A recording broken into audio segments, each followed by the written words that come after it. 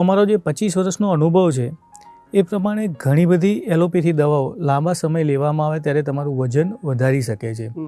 તો આ બધી જ દવાઓથી વજન કઈ રીતે વધતું હોય છે કે જ્યારે આ એલોપેથી દવાઓ લાંબો સમય લેવામાં આવે તો એના કારણે બોડીમાં લાઇપોલિસિસની પ્રોસેસ અટકતી હોય છે. મતલબ જે ચરબી છૂટી પડવાની પહેલા નંબરની પ્રોસેસ છે એ અટકતી હોય છે અને કેટલાક દવાઓથી બોડીમાં વોટર રિટેન્શન થતું હોય છે જેના કારણે લાંબા ગાળે વજન વધતું હોય છે.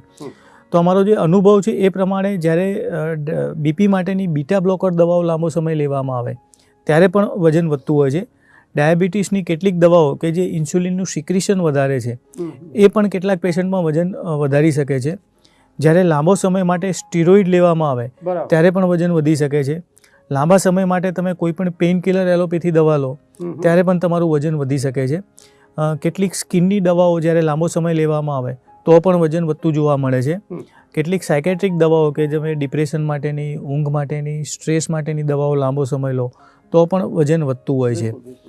આમ અને કેટલીક સ્ત્રીઓમાં પર્ટિક્યુલર જે માસિક આગળ પાછળ કરવાની દવાઓ લેતા હોય છે એના કારણે પણ વજન વધતું હોય છે. માટે કેટલીક એલોપેથી દવાઓ અમુક ડિસીઝ માટેની જે છે એ લાંબો સમય લો ત્યારે કેટલાક લોકોમાં વજન વધતું હોય છે. બધાનું એનાથી વજન વધે એવું નહીં, પણ ઘણા બધા પેશન્ટમાં એનાથી વજન વધતું હોય છે.